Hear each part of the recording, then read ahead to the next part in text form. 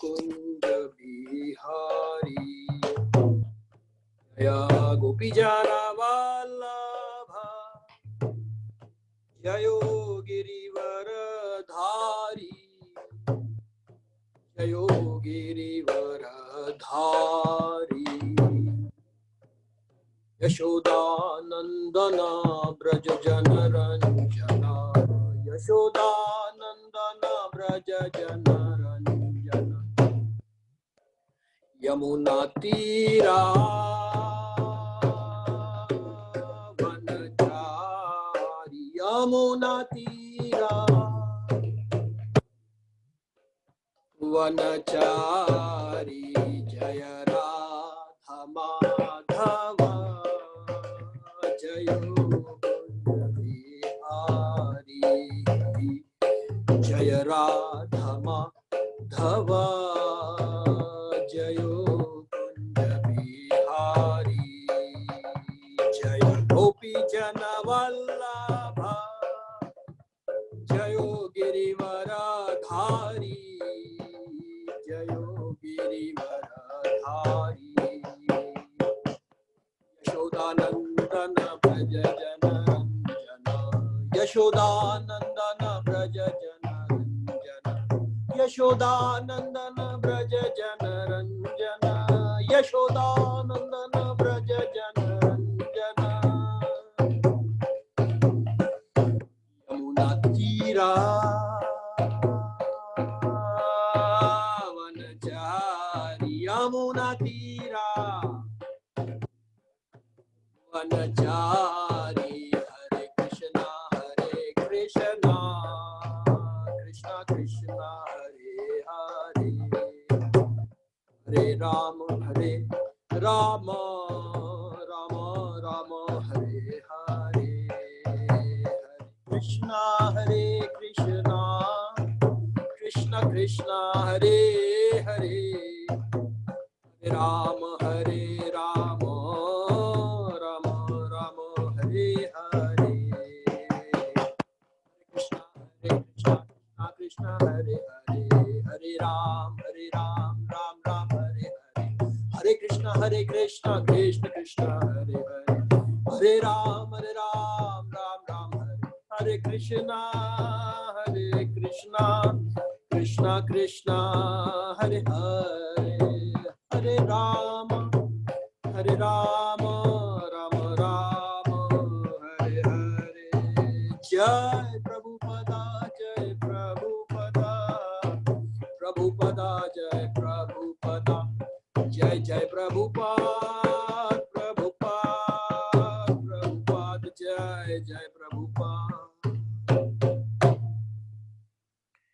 ओम नमो भगवते वासुदेवाय ओम नमो भगवते वासुदेवाय ओम नमो भगवते वासुदेवाय नारायण नमस्कृत्यं नरं चैव नरोत्तमं देवीं सरस्वतीं व्यासं ततो जयमुदीरयेत् नष्टप्रायेषु भद्रेषु नित्यं भागवत सेवया भगवती उत्तम श्लोके भक्तिर्भवती नैष्ठिकी ग्रंथराज श्रीमद्भागवतम की जय श्रीला प्रभुपाद की जय अनंत कोटि वैष्णव वृंद की जय सब इकट्ठे भक्तों की जय His Holiness महाविष्णु गोस्वामी महाराज की जय।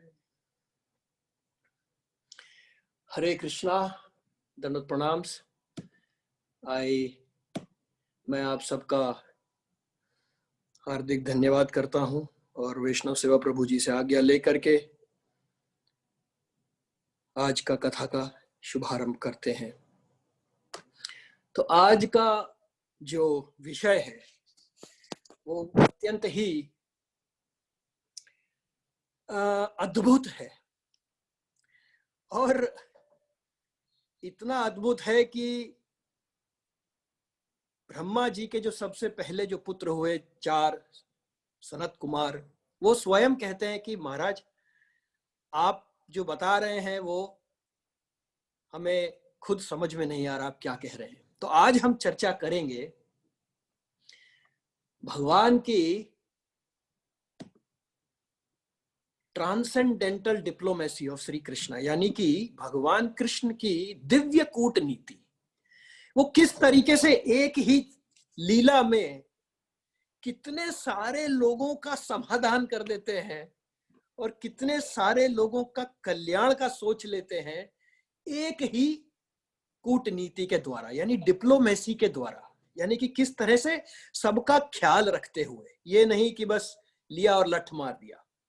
तो आज हम चर्चा कर रहे हैं कि जिस वक्त भागवतम में आता है तीसरे स्कंध में कि दिति ने यूनियन के लिए रिक्वेस्ट किया कश्यप मुनि से, कश्यप मुनि ने मना किया, लेकिन दिति उस वक्त काफी कामुक अवस्था में थी, तो हालांकि वो समय सही नहीं था, फिर भी कश्यप मुनि को उनके साथ में यूनियन करना पड़ा। और उसके बाद में उनका जो गर्भ ठहरा तो उससे अंधकार ही अंधकार छा गया सब जगह पे। अब जब अंधकार छा गया तो देवता लोग ब्रह्मा जी के पास गए कि हम अपने कार्य नहीं कर पा रहे हैं प्रभु, आप बताइए ये क्या हो रहा है और इसका कैसे निवारण होगा, आप कुछ करिए, आप तो सब कुछ कर सकते हैं। तो ब्रह्मा जी ने कहा ये सब भगवान कृष्ण की लीला से हो रहा है, ये समय आने से ही इसका हिसाब किताब चूकेगा, अभी मेरे करने से इसका कुछ भी होने वाला नहीं है। तो उन्होंने पूछा कि आप ये क्या बता रहे हैं, आप हमें भी कृपया करके बताइए कि ये किस तरीके से ऐसा अंधकार क्यों हो रहा है और किस लिए हो रहा है। तो ब्रह्मा जी ने कथा आरंभ करी। वो कहने लगे कि जो मेरे सबसे बड़े पुत्र हैं, 4 पुत्र सनत कुमार जो 4 हैं, वो एक बार गए वैकुंठ के दर्शन, वैकुंठ पति के दर्शन करने के लिए।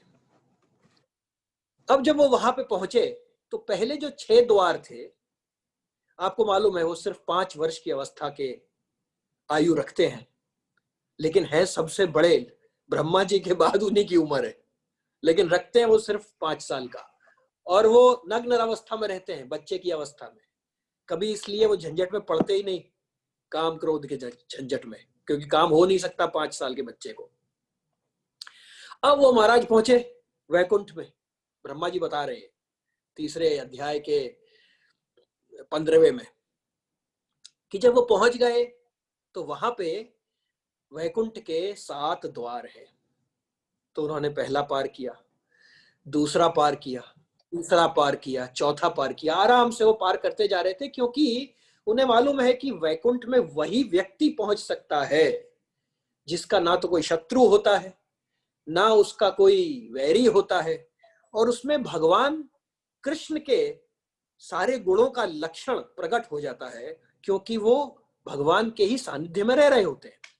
इसलिए वो बिल्कुल एट होम थे, बैक टू गॉडेड, वहां पहुंच गए थे वो, और अब वो भगवान के दर्शन करने के लिए अत्यंत ही लालायिक थे। अब जब वो पहुंचे 7वें द्वार पे, तो वहां पे 3:15-27 में भागवतम में आता है, ब्रह्मा जी बता रहे हैं कि 6 द्वार तो पार कर लिए, लेकिन 7वें पे जो द्वारपाल थे या पार्षद थे, पार्षद का अर्थ है जो अटेंडेंट होते हैं, यानी कि जो रिसेप्शनिस्ट, कि आप आइए, स्वागत, आओ भगत करने के लिए, द्वारपाल द्वार पे जो खड़े हुए थे वेलकम करने के लिए, जय और विजय वहां पे मौजूद थे। और उन्होंने देखा कि उनके पास गदाएं हैं और अत्यंत मूल्यवान हीरे जवाहरात और इन सब से वो सुसज्जित हैं। और जब वो वहां पहुंचे तो वो जल्दी में थे भगवान कृष्ण को दर्शन करने के लिए, कि जल्दी से भगवान के कृष्ण के चरण और उनका स्वरूप का दर्शन किया जाए। और जो ये थे, इनके भी शंख चक्र पद्म गदा इसी तरीके से थे, और 2 ये लोग लिए हुए थे गदा भी। तो इतने क्योंकि उत्सुक थे, जल्दी जल्दी जा रहे थे, लेकिन ये जो 2 द्वारपाल थे, इन्होंने तुरंत जाकर के उनको रोक दिया। भागवतम में शब्द आता है रभसम, यानी कि थोड़े बहुत वो विचलित अवस्था में थे। अब हम सोच सकते हैं कि वो वैकुंठ के बाहर खड़े हुए हैं, वैकुंठ का अर्थ ही है वायकुंठा, यानी बिना कुंठा, बिना एंजाइटी, लेकिन वो हल्के से रसभम, ये शब्द आता है इम्पल्सिव, ऐसे वो खड़े हुए थे और मद मत्त से थे थोड़े से। तो जब वो पहुंचे तो वो 7वें द्वार से भी जाने लगे। तो भागवतम में आता है कि जो दोनों द्वारपाल थे उन्होंने विहास्य, हंसते हुए, यानी कि परिहास, यानी कि वही है, उन्होंने सोचा ये कौन 4 बच्चे आ गए यहाँ पे, ऐसा उनको हृदय में उनके उद्भावित हुआ। तो उन्होंने बेत लेकर के, इसमें आता है वेत्रेणा, बेतों से उनको रोक दिया, डंडों से, कि महाराज आप यहां से आगे नहीं जा सकते हैं। तो अब आप सोच सकते हैं कि जो चारों बालक हैं सिर्फ वायुमंडल से घिरे हुए थे, कुछ कपड़े नहीं है, सबसे वृद्ध वो है, सबसे सीनियर डिवोटीज है वो देखा जाए, और उनको मुस्कुरा करके, लाठी दिखा करके इन दोनों ने रोक दिया। प्रभुपाद लिखते हैं कि शिवजी भी इनसे छोटी अवस्था के हैं, और ऐसे जो संत होते हैं उनको रोकने का तो मतलब सवाल क्या, भगवान लालायित होते हैं कि किसी तरीके से ये जो है भक्त ये आ जाए। लेकिन जब सनत कुमारों ने देखा कि इस तरह से ये व्यवहार कर रहे हैं, तो भागवता में आता है ताभ्याम मिशिस्व अनिमेषु निषिध्यमानः सर्वात्म हि अपि हरे प्रतिहर पाभ्याम ऊचु सुहृतात्म दिदृक्ष्ट भंग ईशत कामानुजेन सहसात उपप्लुप्ताक्षः। तो उन्होंने क्या देखा कि जो काम का छोटा भाई है, काम अनुजेना, काम का छोटा भाई कौन है? काम का छोटा भाई है क्रोध। भागवतम में आता है कि जिसका अनकंट्रोल्ड माइंड होता है, उसका जो माइंड है, मन है, वो 3 इलिसिट अफेयर कर लेता है। किन किन से? काम से, क्रोध से और लोभ से मन कर लेता है इलिसिट अफेयर। तो बेचारा जो सोल है और जो बुद्धि है वो काम करनी कम हो जाती है। तो उन्होंने कहा अरे ये वैकुंठ में जहां कोई कुंठा नहीं है, जहां पे सब में गुण भगवान जैसे ही होने चाहिए, वहां पे ये किस तरीके से ऐसे पुरुष यहाँ पे आ गए जिनको, जो हमें रोक रहे हैं यहाँ पे। और तो तात्पर्य में आता है कि इस तरह सर्वाधिक उपयुक्त व्यक्ति होते हुए भी चारों कुमार अन्य देवताओं के देखते देखते, अब ये और बड़ी इंटरेस्टिंग बात है कि वहां पे इस वक्त बाकी देवता भी खड़े होके देख रहे हैं कि क्या हो रहा है यहाँ। अब आप सोचिए, वो अपने अपने एरोप्लेन में बैठ करके आनंद ले रहे हैं कि यहाँ हो रहा है। तो देवताओं के देखते देखते श्री हरि के 2 प्रमुख द्वारपालों द्वारा प्रवेश करने से रोक दिए गए।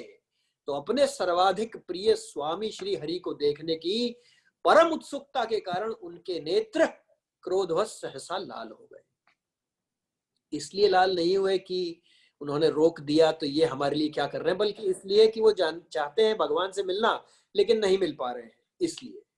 तो सबसे पहली बात कि दूसरे देवता भी देख रहे हैं, दूसरे कृष्ण के दर्शन करने में उनको देरी हो रही है, इसलिए उनको भी क्रोध आ गया।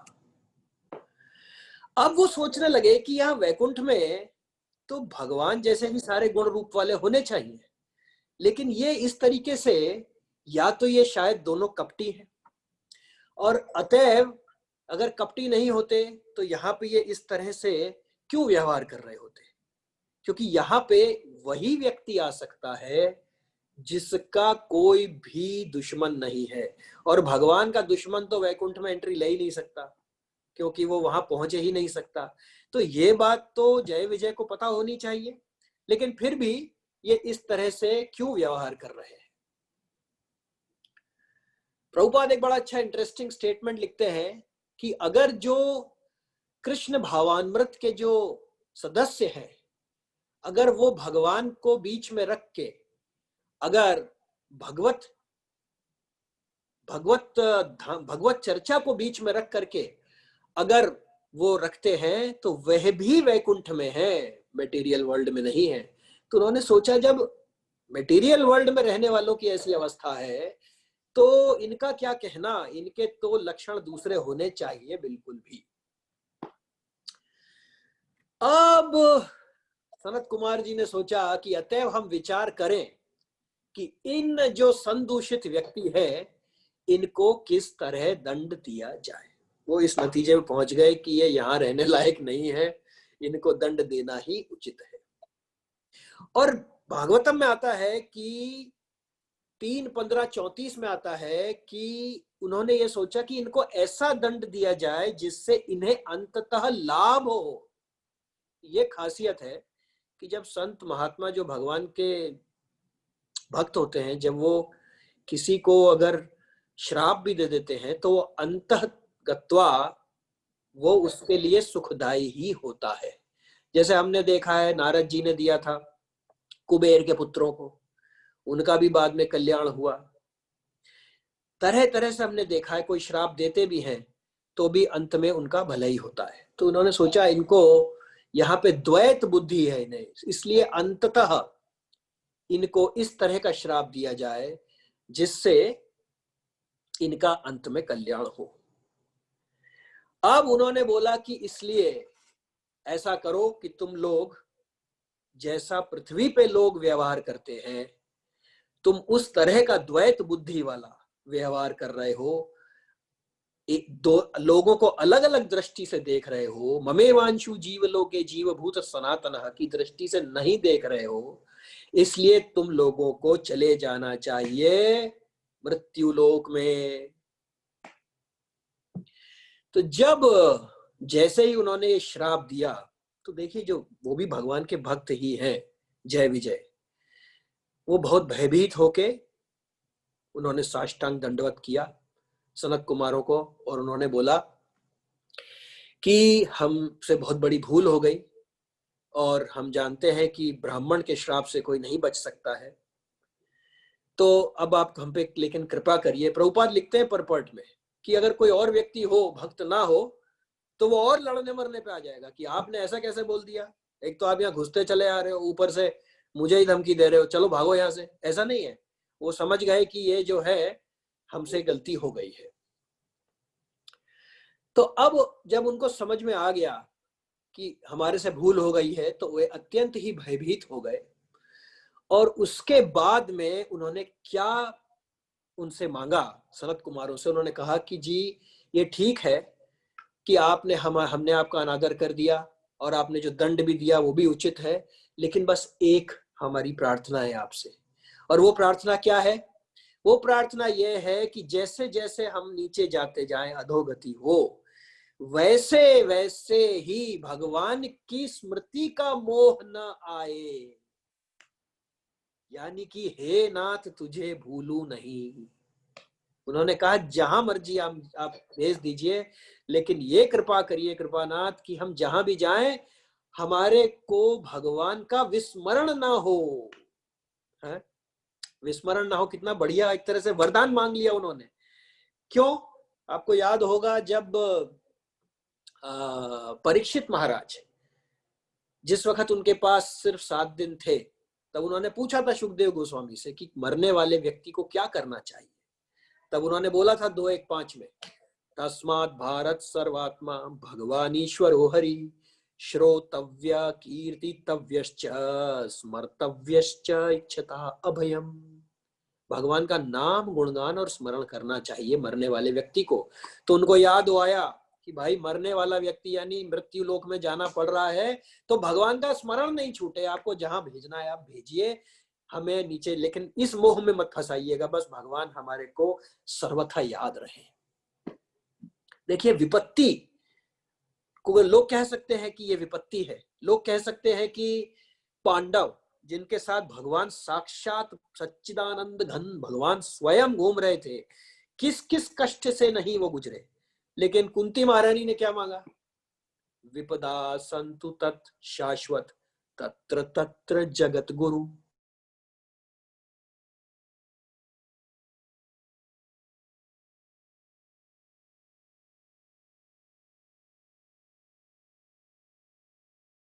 विपदा दीजिए आप मेरे को, कंटिन्यूअस विपदा दीजिए। क्यों? तत्र तत्र जगत गुरु, देते रहिए, बार बार चीरहरण करवाइए द्रौपदी का, बार बार विष दिलवाइए आप भीम को, बार बार आप हमको वनवास भिजवाइए। क्यों? क्योंकि भवतु तव दर्शनम यत् स्यात्, एक बार आपका दर्शन होने से अपुनः भव दर्शनम, उसके बाद फिर संसार में जन्म नहीं होता। और इसलिए उनको विपत्ति नहीं लग रही थी, विपत्ति दूसरों को लग रही है, मुझे लग रही है उनको देख करके। ऐसे ही हनुमान जी जब सीता जी से लौट करके आते हैं, सीता जी को देख करके अशोक वाटिका से, तो राम जी को पहले वो खुद ही बोलते हैं कि सीता मैया तो बहुत ही दुखी है, बहुत विपत्ति में है। फिर हनुमान राम जी कहते हैं वो तो मेरा नाम ले रही है। तो हनुमान जी बोलते हैं हाँ हाँ राम जी सही याद दिलाया, नाथ विपत्ति तब सोई जब तब नाम सुमिर ना होई। जब तक आपके नाम का गुणगान नहीं हो रहा है, आपका स्मरण नहीं हो रहा है, तभी तक विपत्ति है। तो इसलिए उन्होंने, अगर किसी को हर वक्त भगवान का स्मरण है तो वो वैकुंठ में गोलोक में ही है, इसलिए ऐसा मांगा उन्होंने कह करके कि महाराज आप ये कृपा कर दीजिए। अब देखिए क्या होता है? इतना कुछ हो गया, अभी तक भगवान नहीं आए थे। देखिए ट्रांसेंडेंटल डिप्लोमेसी, इतना सब कुछ हो गया है, अभी तक भगवान नहीं आए। उनको क्या नहीं पता है क्या हो रहा है बाहर? दरवाजे पे देवता लोग भी देख रहे हैं, विटनेस कर रहे हैं क्या यहाँ पे चल रहा है, यहाँ पे आनंद ले रहे हैं सब। अब जब भगवान जैसे ही अब भागवतम में आता है कि अब भगवान को पता लगा, अब भगवान को तो अंतर्यामी है, वो तो जय जय विजय के अंदर बैठे हुए हैं।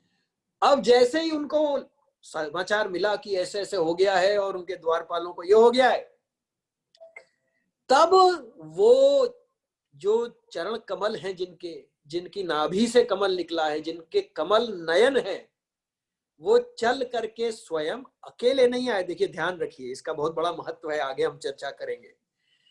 लक्ष्मी जी के साथ में वो आए, यानी गेट पे आ गए दर्शन करने के लिए, स्वयं ही दर्शन देने के लिए आ गए सनत कुमार को, क्योंकि वो तो व्यग्रता से वेट कर ही रहे थे। अब साथ में भागवतम में आता है कि उनकी प्रेयसी लक्ष्मी जी भी उनके साथ में थी। अब आप सोचिए, एक तरफ जय विजय, एक तरफ सनत कुमार, और इधर भगवान, दोनों टॉप मोस्ट डिवोटीज। अब भगवान क्या करेंगे, ऐसा विचार सोच रहे हैं दोनों ही पार्टीज। वो सोच रहे हैं शायद हमारी तरफ ले लेंगे, हमने कोई गलती नहीं करी शायद, दूसरे सोच रहे हैं हमारी गलती। अब भगवान सोचिए कितने असमंजस में है, एक तरफ ये भक्त हैं, दूसरी तरफ ये भक्त हैं, अब क्या कहें? ये भागवतम है। क्या कृष्ण करेंगे? और देवता भी देख रहे हैं, लक्ष्मी जी भी देख रही हैं, अब क्या करेंगे कृष्ण जी, ये तो ऐसा हो गया करके। तो अब यहां से भगवान की जो दिव्य कूटनीति है कि किस तरह से भगवान सबको एडजस्ट कर देते हैं। प्रभुपाद एक जगह बताते हैं भगवान कैसे एडजस्ट करते हैं। एक व्यक्ति बोल रहा है कि महाराज हमारे घर में चोरी ना हो, दूसरा कह रहा है महाराज मैं इसी के घर में चोरी करना चाहता हूं। अब भगवान किसकी माने, चोरी करने वाले की या रोकने वाले की? तो जैसे ही अब आता है भागवतम में कि जब उन्होंने देखा कि वो भगवान चल के आ रहे हैं, तो अभी तक जो सनत कुमार थे वो योगियों के पाथ पे थे, भागवतम में आता है, वो हृदय में भगवान के दर्शन कर रहे थे अभी तक। अब जब उन्होंने सामने साक्षात भगवान को देखा तो महाराज उनका तो, वो तो भागवतम में आता है कि जब भगवान ने एंटर किया तो कृष्ण प्रसाद, सबको आशीर्वाद देते हुए, आनंद देते हुए भगवान आए। भगवान डिस्टर्ब्ड अवस्था में नहीं आए, भगवान आनंद से ही आए। उन्होंने कहा सबसे पहली बात तो ये है। और सबों पर संभाव रखने तथा अपने भक्तों के प्रति विशेष रूप से उन्मुख होने वाले भगवान ने अपराध करने वालों पर उतनी ही दया दृष्टि रखी जितनी कि अपराध किए जाने वालों पर, यानी कि दोनों पे बराबर। सबसे पहले उनकी कूटनीति क्या है, दिव्य, दोनों को उन्होंने बराबर तरीके से बराबर तरीके से ट्रीट किया, बराबर तरीके से उन्होंने उन दोनों के ऊपर दया दृष्टि रखी। 3:15-42 में आता है कि नारायण का इतना अनुपम सौंदर्य था कि लक्ष्मी जी भी के गर्व, उनका गर्व भी पराजित हो गया।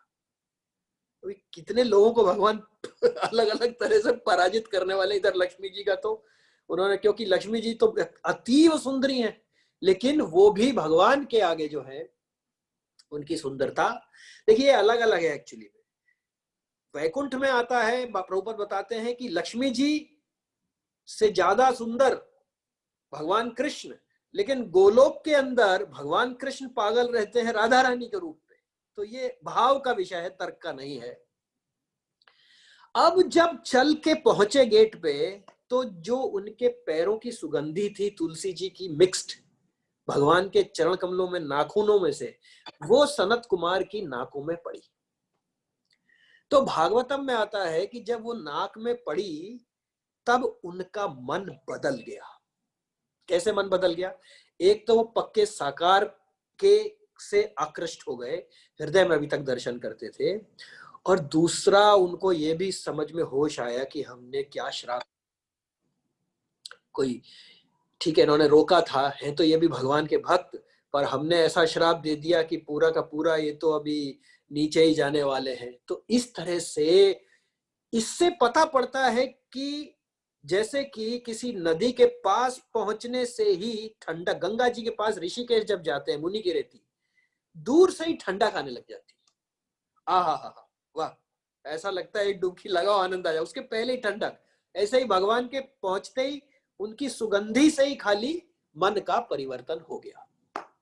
अब देखिए कुमार क्या कह रहे हैं, सनत कुमार बता रहे हैं, कुमारों ने कहा हे प्रिय प्रभु, आप धूर्तों के समक्ष प्रकट नहीं होते। तो ये उनको बिल्कुल क्लियर था कि जो सामने है जय विजय, धूर्त इनमें से कोई नहीं है, ये भगवान के भक्त। तो उन्होंने कहा आप धूर्तों के समय कभी प्रकट नहीं होते हैं, और जहां तक हमारा संबंध है हम आपको अपने समक्ष देख रहे हैं, और जैसा हमने ब्रह्मा जी से आपके बारे में सुना था वैसा अब हमने उससे कहीं बढ़ के हमने आपको पाया। अब देखिए भगवान ने अभी तक एक भी डायलॉग बोला नहीं, ये भगवान की दिव्य कूटनीति, बोले बगैर ही काम हो जाता है।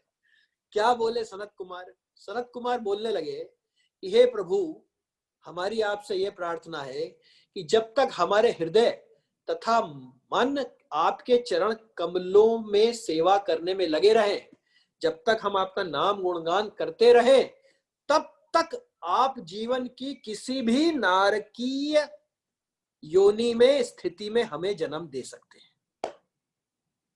ऐसा मन परिवर्तित हो गया। अभी तो गुस्सा हो रहे थे उनपे, सिर्फ सुगंधी मात्र और दर्शन मात्र से उन्होंने कहा महाराज इसका मतलब क्या है। उनको हृदय में लगा कि वो अपने बारे में, अपने उसके विकारों के बारे में सोचने लगे, ना कि जय विजय के। तो और उन्होंने क्या बोला कि हमें आप किसी भी स्थिति में पैदा कर दीजिए, लेकिन बस इतना है कि हम आपका नाम गुणगान स्मरण करते रहें। यही चीज मांगी थी जय विजय ने, दोनों क्योंकि भगवान के भक्त हैं। और फिर उन्होंने ये बोला, देखिए अब भगवान बोलने जा रहे हैं तो उनका अद्भुत है, उनके मतलब ऐसा भगवान ही बोल सकते हैं, कहने का मतलब ये है। सबसे पहले ब्रह्मोवाचा, ब्रह्मा जी ने बोला। किनको बता रहे हैं? देवताओं को ये कथा बता रहे हैं कि भाई ये कैसे हो रहा है सब। इति तद्गणताम तेषा मानिनाम योग धर्मिणाम प्रतिनंद्य जगादेदम विकुंठ निलयो विभु। तो सबसे पहले उन्होंने तद्गणतान, सबसे पहले उन्होंने उनको प्रेज किया, उनको बोला साधु साधु, उनको तारीफ करी सबसे पहले भगवान ने सनत कुमारों की। और दूसरा क्या किया? प्रतिनंदया, यानी कॉन्ग्रेचुलेट किया, क्योंकि उन्होंने अभी ऐसे शब्द बोले कि महाराज आप हमें कहीं पे भी पैदा कर दीजिए, लेकिन बस आपका नाम गुणगान स्मरण करते रहें। और ये सब सुन करके भगवान ने सबसे पहले उनको प्रेज किया, बधाई दी और उनकी प्रशंसा करी। तो इससे हम ये सीख सकते हैं कि किसी भी स्थिति में किसी को कुछ भी सुधारना हो या कुछ भी करना हो तो शुरू से ही डंडा लेके नहीं पीटना चाहिए। शुरुआत में हमेशा जो भी अच्छाई है उसको सर्वत पहले देख करके प्रशंसा और बधाई पहले देनी चाहिए। ये भगवान ने दिव्य कूटनीति से शुरू करा। भगवान ने आते ही कुछ और नहीं बोला, उनको प्रेज किया और उनको कॉन्ग्रेचुलेट किया। और फिर क्या बोला भगवान ने? श्री भगवान उवाच एतौ तौ पार्षदो मय्या जयो विजय एव च कदतीर्थ कृत्यमा यद्वो बहव अक्राताम अतिक्रमम। तो उन्होंने क्या बोला कि इन्होंने कदरथी कृत्य, इन्होंने मुझे मेरी इंसल्ट करी है, मुझे मेरी उपेक्षा करी है। भगवान बोल रहे हैं सनत कुमार को कि ये जो जय विजय है इन्होंने मेरी उपेक्षा करी है और ये मेरे विरुद्ध गए हैं, इसलिए इन्होंने अतिक्रमण किया है, यानी कि बहुत बड़ा एक ऑफेंस किया है। तो प्रभुपाद यहाँ पे क्या लिखते हैं कि भक्तों की उपेक्षा करने का अर्थ है भगवान की उपेक्षा करना। उपेक्षा तो की थी सनत कुमार की, लेकिन भगवान ने कहा इन्होंने मेरी उपेक्षा करी है। इसलिए हमेशा दूसरा लेसन एक ये भी है भगवान की दिव्य कूटनीति से जो हम ले सकते हैं कि भक्तों का कभी भी अनादर न करें, बल्कि उनके गुणों का ही विचार करें। और दूसरा एक ये भी है, यहां वर्ड आता है एतौ तो पार्षदौ। पार्षद का अर्थ सिक्योरिटी गार्ड नहीं होता है, पार्षद का अर्थ होता है एसोसिएट्स, अटेंडेंट, परिचारक। अर्थात जो व्यक्ति करने जा रहा है आपका स्वागत, वो है द्वार पे द्वारपाल, ना कि सिक्योरिटी गार्ड। तो भगवान ने कहा कि, तो सबसे पहले भगवान ने क्लियर कर दिया कि भाई इन लोगों ने जो अपराध किया है ये अक्षम्य है, ये सही नहीं किया इन्होंने, क्योंकि आपका अनादर मेरा अनादर है। और फिर भगवान ने कहा 3:6-2 में भगवान बताते हैं, जय तथा विजय नामक मेरे इन परिचरों ने मेरी अवज्ञा करके आपके प्रति महान अपराध किया है। तो भगवान ने ये नहीं है कि बात को इधर उधर घुमाया, क्लियरली बोल दिया कि हाँ ये गलत गलत है, लेकिन अप्रोच कैसे कर रहे हैं पूरी स्थिति को, ये अत्यंत ही अद्भुत है। अब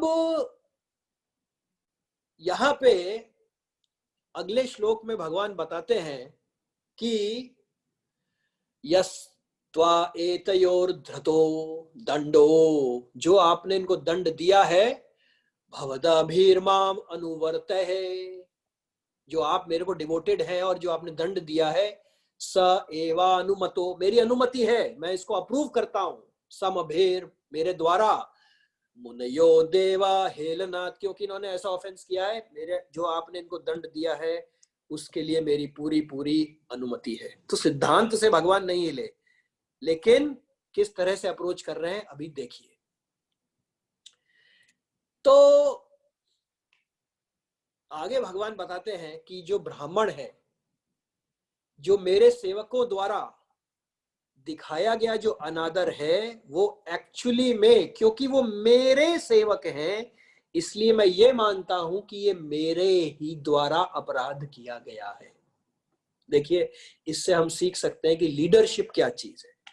आजकल के बिजनेस में अगर सपोज कोई अच्छा काम कर देता है सबॉर्डिनेट, और बॉस बोलता है बहुत बढ़िया किया, तो बॉस उसका क्रेडिट खुद ले लेता है। और अगर काम खराब किया गया हो तो बॉस अपने जूनियर के ऊपर डाल देता है, जी मेरे को क्या पता, गलती इसने करी थी।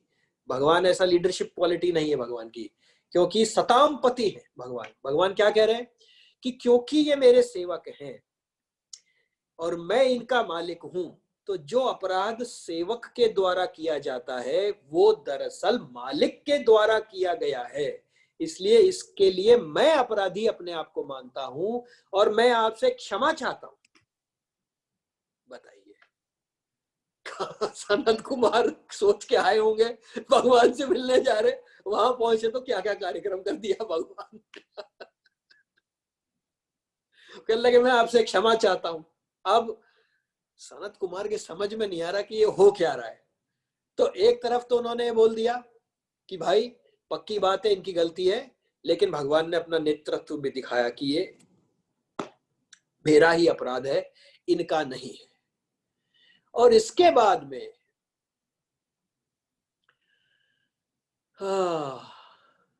तो इसके बाद में भगवान बता रहे हैं कि संपूर्ण संसार के अंदर यदि कोई चांडाल भी है, कुत्ता खाने वाला भी है, यदि वो मेरा नाम गुणगान कर लेता है, उसके लिए मैं इतना कृतज्ञ हो जाता हूं कि अगर वो कोई गलत कोई दूसरा उसके प्रति करता है तो मैं अपनी भुजा भी काट करके छोड़ने को तैयार हूं।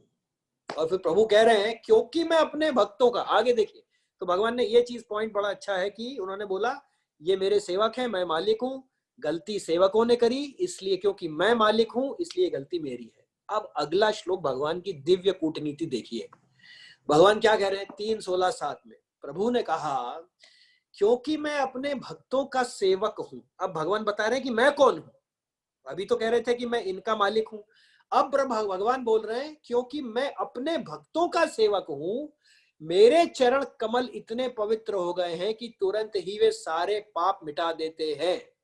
और मैंने ऐसा स्वभाव प्राप्त कर लिया है कि भाग्य की देवी मुझे नहीं छोड़ती, भले ही मुझे कोई लगाव ना हो। लक्ष्मी जी बगल में खड़ी हुई है, भगवान बोल रहे हैं। दूसरी बार भी एक तरह से गर्व चूर करने वाली बात है, पहले सुंदरता से किया, अभी फिर लक्ष्मी जी लेकिन प्रसन्न है, बोले भगवान का साथ होना चाहिए, बोलने दो उनको। तो प्रभु ने कहा, एक पहली बात बोली मैं भक्तों का सेवक हूं, दूसरे उन्होंने बोला कि मेरे जो चरण कमल हैं वो ऐसे हैं कि सबके पाप मिटा देते हैं, और इसी कारण से लक्ष्मी जी मुझे नहीं छोड़ती हैं, हालांकि मुझे उनसे लगाव नहीं है, उसके लिए जबकि अन्य उसकी सुंदरता की प्रशंसा करते हैं और पवित्र शपथ का पालन करते हैं ताकि वह उससे भी थोड़ा एहसान कर सकें। तो उनकी, लक्ष्मी जी की पूजा सब करते हैं, करनी चाहिए भी, भगवान की अर्धांगिनी। लेकिन भगवान इस वक्त दिव्य ट्रांसेंडेंटल मूड दिखा रहे हैं, तो वो कह रहे हैं मैं तो भक्तों का सेवक हूं, नंबर 1, और दूसरा वो कह रहे हैं कि मेरे चरण कमल जो है वो सबके पाप धो डालते हैं। इसका अर्थ बहुत ही गूढ़ है, क्या कि यानी कि जय विजय हो या फिर सनत कुमार हो, दोनों को चिंता करने की आवश्यकता नहीं है, क्योंकि भगवान के चरण कमल सबके पाप धो सकते हैं, इसलिए चिंता की कोई बात नहीं, दोनों को अभय दे दिया। और दूसरा अब बहुत ही इंटरेस्टिंग पॉइंट है, उन्होंने क्या कहा, मैं भक्तों का सेवक हूं। ठीक है, अब थोड़ा सा ध्यान दें इस पे। पहले भगवान ने कहा था जय विजय मेरे सेवक हैं, मैं मालिक हूं, सेवक का किया हुआ अपराध मालिक का होता है। अब वो कह रहे हैं सनकादिक को, भगवान बोल रहे हैं कि मैं भक्तों का मैं सेवक हूं, यानी क्या, यानी कि मैं भी सनत कुमार जी आप लोगों का सेवक हूं। एक सेकंड कृपया, 1 मिनट दे दें मुझे।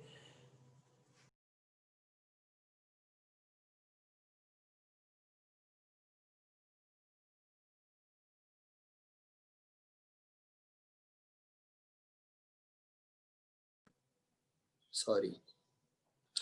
तो जो भगवान ने बोला कि जो मैं हूं, मैं आपका सेवक हूं, यानी जय विजय तो मेरे सेवक है, और मैं भक्तों का सेवक हूं सनत कुमार जी, यानी कि मैं आपका सेवक हूं।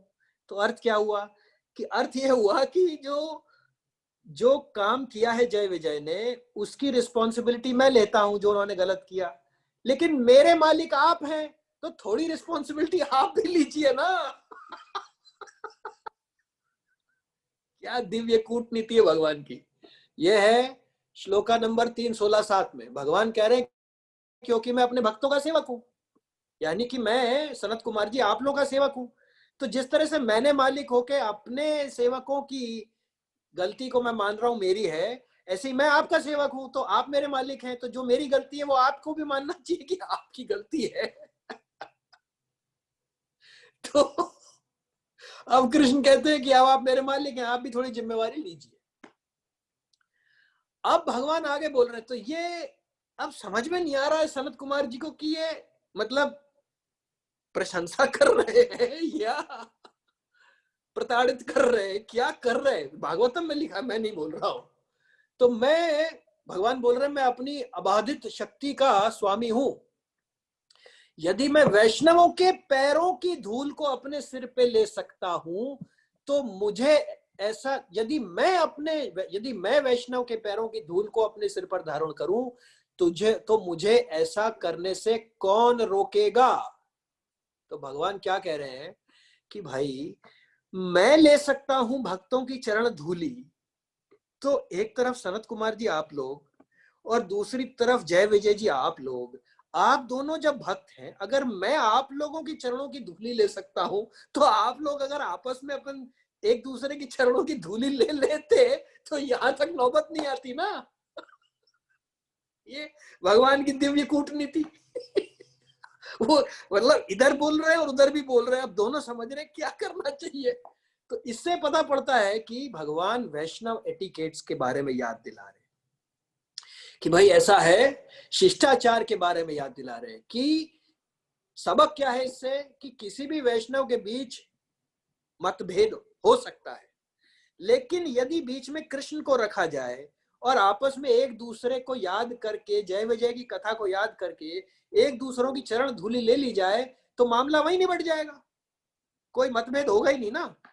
ये है प्रभुपाद का, जो प्रभुपाद जी ने हमको दिया कि इस तरीके से मतभेदों की लड़ाई से बचा जा सकता है। ये सारे कृष्ण कॉन्शियस थे, इस्कॉन मेंबर्स ही थे। जय विजय भी और आपके सनत कुमार भी इस्कॉन मेंबर, मतलब क्या, कृष्ण भावान्मृत, वो सारे कृष्ण भावान्मृत थे। लेकिन दिक्कत क्या कर ली उन्होंने आपस में, ईगो सामने आ गया एक दूसरे का। लेकिन अगर ये याद रख लेते कि भगवान ही ले लेते हैं भाई भक्तों की चरण धूली, तो हम आपस में क्यों नहीं चरण धूली लेकर के आराम से आनंदित होकर के एक दूसरे की विभिन्नता को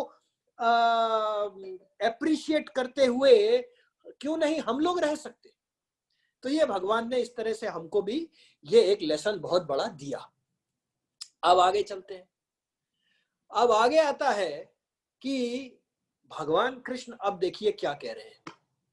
अब तक तो भगवान ने उनको इनडायरेक्टली समझा दिया जो समझाना था और उनकी भी समझ में आ गया। भगवान के भक्त बहुत ही चतुर होते हैं, प्रभुपाद बार बार बोलते हैं जो कृष्ण भक्त होता है वो अति चतुर होता है। वो तो समझ में आ गया उनको। अब लेकिन देखिए भगवान अब थोड़ा सीरियस मूड में है, भगवान की दिव्य कूटनीति। अब वो दूसरा एंगल पे जा रहे हैं। क्या कह रहे हैं, मेरे इन 3:6-11 में बता रहे हैं, मेरे इन सेवकों ने अपने स्वामी के मनोभाव को न जानते हुए आपके प्रति अपराध किया है, इसलिए मैं इसे अपने प्रति किया अनुग्रह मानूंगा। यदि आप यह आदेश दें कि वे मेरे पास शीघ्र ही लौट आए तथा मेरे धाम से उनका निर्वासन काल शीघ्र ही समाप्त हो जाए।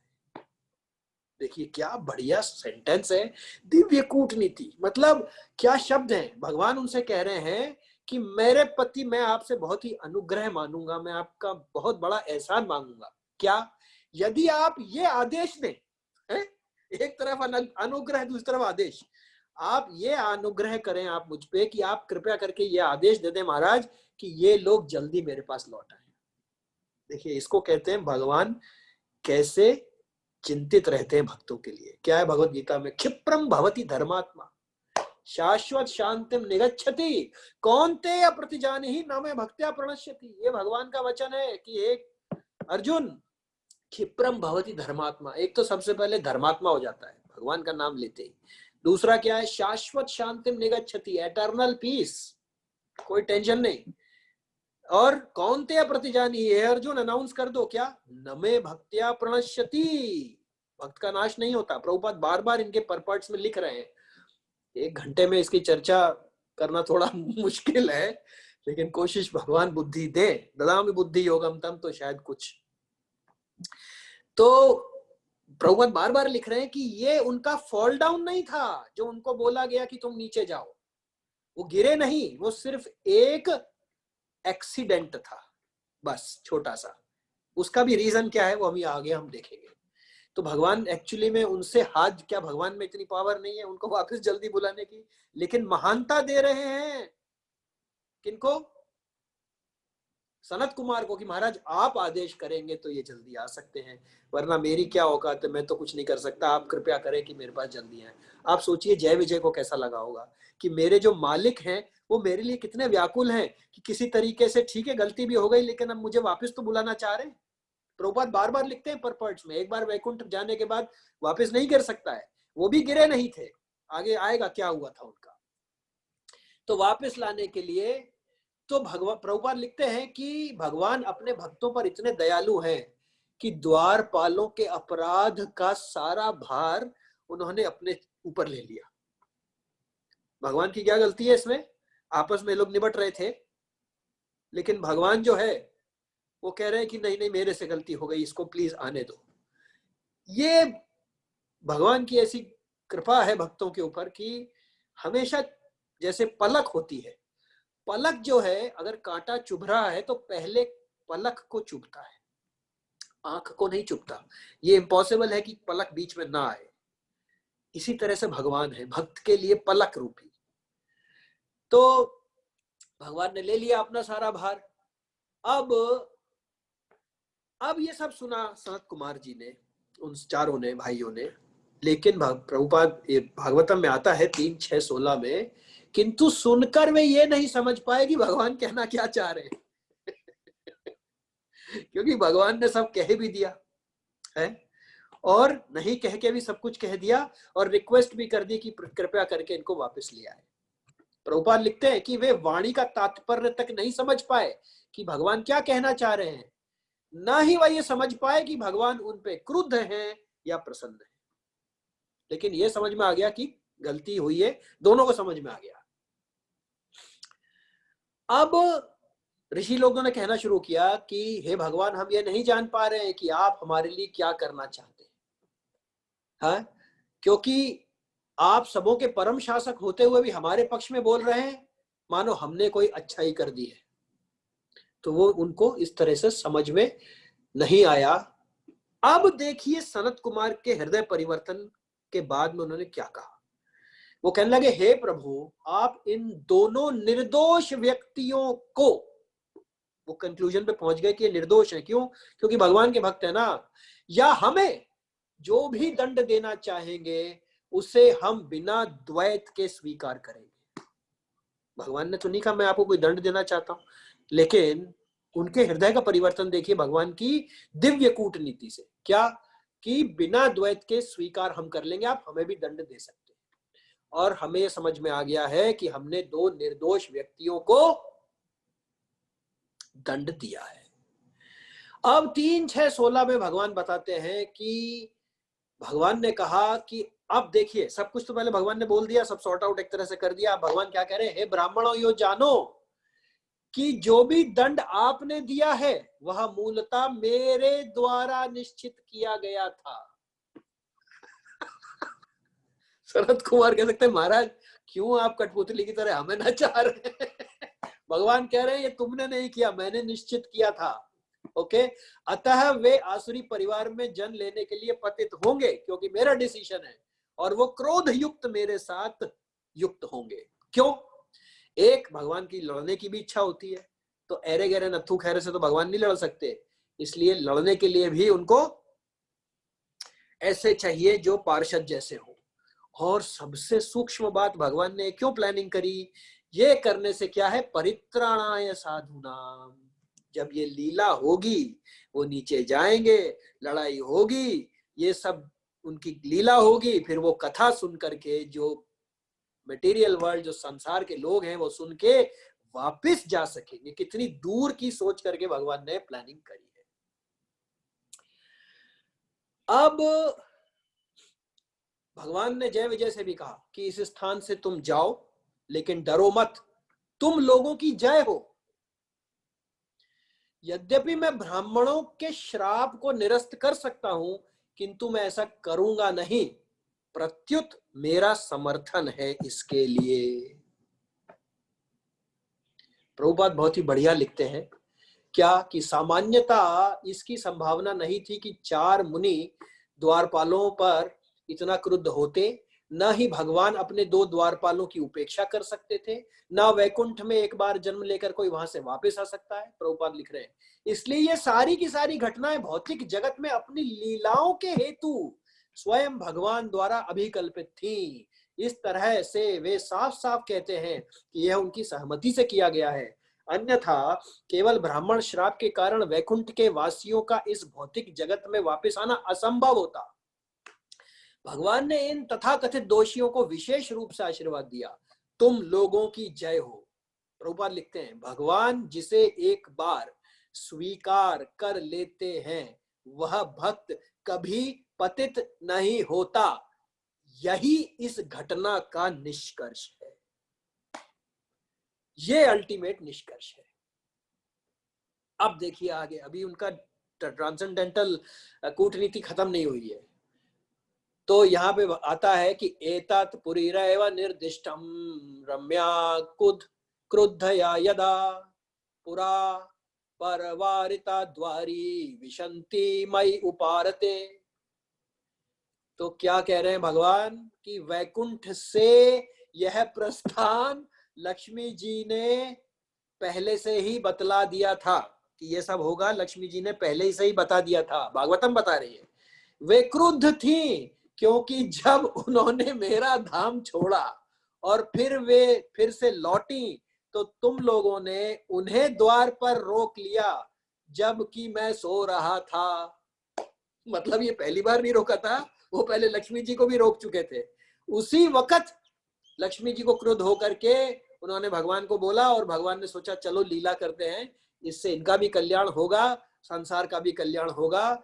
ध्यान दीजिए, जब भगवान ये बता रहे लक्ष्मी जी साथ हैं और सारे देवता देख रहे हैं, इसलिए भी लक्ष्मी जी साथ में आई। लक्ष्मी जी के लिए उन्होंने गर्व के लिए लिखा सुंदरता में गर्व चूर्ण हो गया। लक्ष्मी जी को मैं नहीं अटैच्ड हूं, अटैच्ड है लेकिन बोल रहे अटैच्ड नहीं हूं। और यहाँ पे बता रहे हैं कि पहले भी आप लोगों ने लक्ष्मी जी को रोका था, अब आप उसी वक्त डिसाइड हो गया था कि ये लीला रची जाएगी। तो इस तरीके से भगवान ने जय विजय नामक दोनों वैकुंठवासियों को आश्वस्त किया कि क्रोध में योगाभ्यास द्वारा तुम ब्राह्मणों की अवज्ञा करने के पाप से मुक्त हो जाओगे और अत्यल्प अवधि में मेरे पास वापस आ जाओगे। अब इधर सारे जो देवता देख रहे थे, जैसे ही वो नीचे गिरे जय विजय, उन्होंने दिति के गर्भ में हिरण्याक्ष और हिरण्यकश्यप के रूप में गर्भ स्थान किया। तब वहां पे देवताओं जो देख रहे थे उन्होंने भी उत्कट हाहाकार किया। और फिर हमको पता है कि तो इस तरीके से भगवान की जो दिव्य कूटनीति है वह सभी के लाभ तथा आनंद के लिए है, जिससे सब प्रसन्न हो। आप यहाँ देख सकते हैं लक्ष्मी जी भी प्रसन्न, सनत कुमार भी प्रसन्न, जय विजय इसलिए प्रसन्न कि भगवान उनको कितना चाहते हैं, वापस आ जाएंगे फटाक से। भौतिक ग्रहों के जो ये संसार के जो लोग हैं वे प्रसन्न कि ये लीला सुनने से हम वापस जा सकते हैं। प्लस इसके बाद इसके अलावा जो हमें सबक मिलता है कि किस तरह से भक्तों के बीच में मतभेद हो सकते हैं, लेकिन एक दूसरे के चरण कमलों की धूली लेने से वो इसी तरह से जा सकते हैं, वो सारे जो अवरोध हैं वो खत्म हो जाते हैं। सिर्फ ये याद रख के कि यदि भगवान चरण कमलों की धूली ले सकते हैं भक्तों की, तो हम आपस में भक्तों की धूली क्यों नहीं ले सकते। अब मैं 2 मिनट बस और लूंगा, 1 मिनट का समय है, मुझे क्षमा प्रार्थी हूं। ये लीला भगवान ने करी इन सब एडवांटेजेस को करते हुए। अब हम देखते हैं प्रभुपाद की लीला, ये बहुत ही इंटरेस्टिंग है। तो ये आता है प्रभुपाद उवाच में, श्रुत कीर्ति प्रभु के द्वारा लिखा हुआ आता है। तो श्रुत कीर्ति प्रभु बता रहे हैं कि प्रभुपाद के एक गुरु भाई थे, उनका अब पैरेलल देखिए, ये भगवान ने क्या किया और प्रभुपाद ने क्या किया, दोनों की सिचुएशन सेम आएगी। तो श्रुत कीर्ति प्रभु बता रहे हैं कि दामोदर महाराज जो थे वो प्रभुपाद जी के गुरु भाई थे। और इससे ये भी पता पड़ता है कि किस तरह से एक डिवोटी दूसरे डिवोटी को, एक गुरु भाई दूसरे गुरु भाई को किस तरह से उनको मिलना चाहिए, भले ही मतभेद हो, कोई बात नहीं। तो दामोदर महाराज के लिए, क्योंकि वो इतने वरिष्ठ थे, प्रभुपाद जी ने बोल रखा था कि कुछ भी हो जाए, कभी भी दामोदर महाराज अगर मिलना चाहे, इनके लिए दरवाजा हमेशा खुला है। श्रुत कीर्ति जी प्रभु, एंड कभी उनको आप रोकिएगा नहीं, उनको आने दीजिएगा मेरे पास से मिलने के लिए। और ये बात उन्होंने दामोदर महाराज को भी बता दी थी कि आपके लिए दरवाजे हमेशा खुले हुए हैं, आप किसी भी समय यहाँ आ सकते हैं। अब दामोदर महाराज आते थे बार बार, लेकिन हुआ ये कि over the period of time, श्रुत कीर्ति प्रभु लिखते हैं प्रभुपाद उवाच में कि वो मठ की पॉलिटिक्स और दिक्कतें, क्रिटिसिज्म, इस पे ज्यादा चर्चा करने लग गए प्रभुपाद से बनिस्पत की भगवत भक्ति के ऊपर चर्चा करते। भगवत भक्ति पर चर्चा करते तो बाकी चीजों का टाइम ही नहीं होता है। महाराज बोलते थे टाइम अगर क्रिटिसाइज नहीं करोगे तो आपके पास बहुत टाइम बच जाएगा, और दूसरे जने को आप रेंट फ्री अकोमोडेशन नहीं दोगे अपने माइंड में, वो तो आराम से सो रहा होता है, आप परेशान हो रहे हो। तो जब ज्यादा वो इस तरह से करने लग गए दामोदर महाराज, तो प्रभुपाद ने श्रुत कीर्ति प्रभु को बोला, प्रभुपाद जी ने बोला श्रुत कीर्ति प्रभु जी को कि श्रुत कीर्ति ऐसा है, तुम ना जब ये आते हैं तो मेरी इनसे अब मिलने की इच्छा नहीं होती है, तुम थोड़ा देखो ना। तो बात आई गई हो गई, ठीक है श्रुत कीर्ति प्रभु तो नोट कर लिए डायरी में कि ऐसा है। अब एक दिन क्या हुआ, प्रभुपाद अंदर कमरे में थे, इधर दामोदर महाराज आए। जब दामोदर महाराज आए तो वो जाने लगे प्रभुपाद के कमरे में। श्रुत कीर्ति प्रभु ने रोक दिया, आप नहीं जा सकते महाराज, सेम सिचुएशन, आप भगवान से मिलने नहीं जा सकते। यहाँ एक भक्त रोक रहा है दूसरे भक्त को प्रभुपाद से नहीं मिल सकते। फर्क थोड़ा सा है, यहाँ प्रभुपाद ने खुद ही बोला था। अब धीरे धीरे हीटेड आर्ग्यूमेंट होने लग गया एक दूसरे में, नहीं नहीं नहीं नहीं जाने दो, ये वो अत्यंत क्रोधित हो गए। अब वो यूं समझिए कि श्राप देने ही वाले थे श्रुत कीर्ति प्रभु को, दामोदर महाराज, कि इतने में प्रभुपाद बाहर निकल आए। देखिए वहां पे भगवान निकले थे श्राप मिलने के बाद, लेकिन भक्तों को देखिए कर उनको लीला करनी थी, इसलिए यहाँ ऑलरेडी लीला चल रही है, एक और लीला ऐड नहीं करना चाहते प्रभुपाद, इसलिए टाइम से निकल आए बाहर। उन्होंने पूछा श्रुत कीर्ति शोर क्यों हो रहा है, क्या हो रहा है, क्या हो रहा है? तो दामोदर महाराज बोलने लगे, क्या ये श्रुत कीर्ति मेरे को अंदर नहीं आने दे रहा आपसे मिलने के लिए, आपने बोला हुआ है मैं कभी भी आ सकता हूँ। प्रभुपाद ने मना किया था श्रुत कीर्ति को, प्रभु जी को। तो प्रभुपाद क्या बोले, श्रुत कीर्ति प्रभु आप क्यों नहीं आने दे रहे इनको, अंदर आने दीजिए ना, मैंने आपको बोला हुआ तो ये कभी भी आ सकते हैं ये है ट्रांसेंडेंटल डिप्लोमेसी, दिव्य कूटनीति। तो श्रुत कीर्ति प्रभु को सुन के बड़ा आनंद हुआ कि किस तरह से प्रभुपाद भक्तों के साथ और दूसरे भक्तों के साथ और गुरु भाइयों के साथ किसी को उनको हर्ट करने की कोई इच्छा नहीं थी। उनकी सिर्फ इच्छा ये थी कि भगवत नाम के ऊपर चर्चा हो, बाकी चर्चा ना करो, क्योंकि दुनिया में कहीं भी दो लोग होंगे, कोई तो सबके अलग अलग सबके मन मस्तिष्क के भगवान ने बनाए, कुछ तो फर्क होगा ना, पर उसको लेकर के बीच में भगवान को रखने से, सेंट्रल सर्वर को रखने से सारे छोटे जो सर्वर हैं वो कनेक्ट हो जाते। तो इस तरीके से श्रुत कीर्ति प्रभु को बड़ा आनंद हुआ ये सुन करके कि उन्होंने उन प्रभुपाद के हृदय की बात को वो जान सके। तो इस तरीके से आज की कथा समाप्त करते हैं। ग्रंथराज श्रीमद् भागवतम की जय, श्रील प्रभुपाद की जय, अनंत कोटि वैष्णव वृंद की जय, सब इकट्ठे भक्तों की जय, निताय गौर प्रेमानंदे, श्री श्री राधा नील माधव की जय, श्रील प्रभुपाद की जय, श्री श्री गुरु महाराज की जय।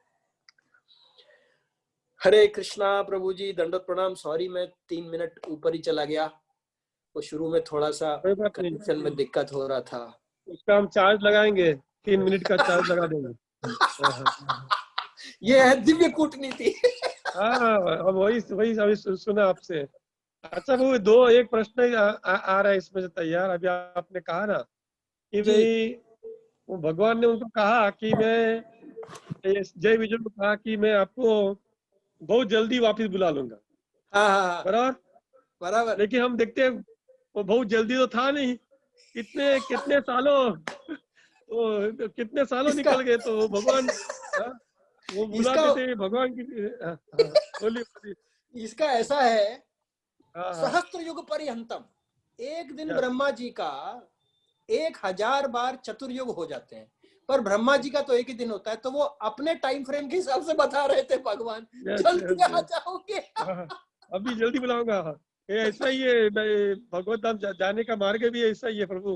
अच्छा। लेकिन फिर भी बहुत सुंदर आपने बताया कि किस तरह भगवान के हर एक कार्य में उनकी वो दिव्य कुटीति नीति में भी हमारे लिए योग्य कुछ रहता है, हमारे लिए कुछ अच्छा होता है, होता रहता है, वही अपोजिट भौतिक में रहता है।